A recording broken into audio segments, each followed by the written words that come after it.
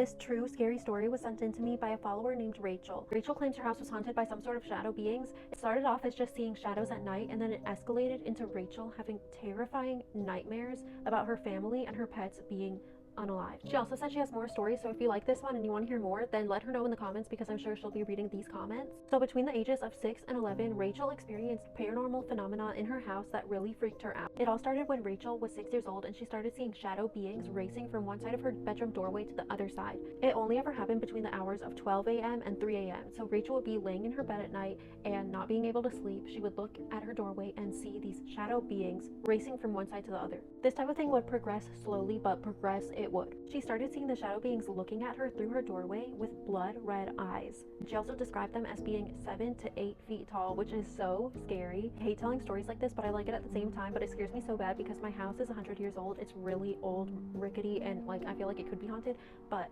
whenever I tell stories like this or read stories like this, I always feel like a door like is gonna open. Rachel described the shadow people being between 7 to 8 feet tall, like super tall and freakishly skinny, like in a way that it couldn't be human. Eventually, it progressed from Rachel just seeing these shadow beings at night staring at her from 8 feet tall, super skinny with the blood red eyes, to her having dreams about the shadow beings that she was seeing. Not dreams, nightmares. The first nightmare that she can remember about these shadow beings, she dreamt that they unalived and ate her entire family, her dad, her mom, and her dog. These dreams would keep happening, but she had one dream that is burned into her memory that freaked her out the very most. In this dream, she was in the garage with her dad working on a car when her dog came into the garage and just stood there staring at them, when eventually the dog's eyes started pouring with blood.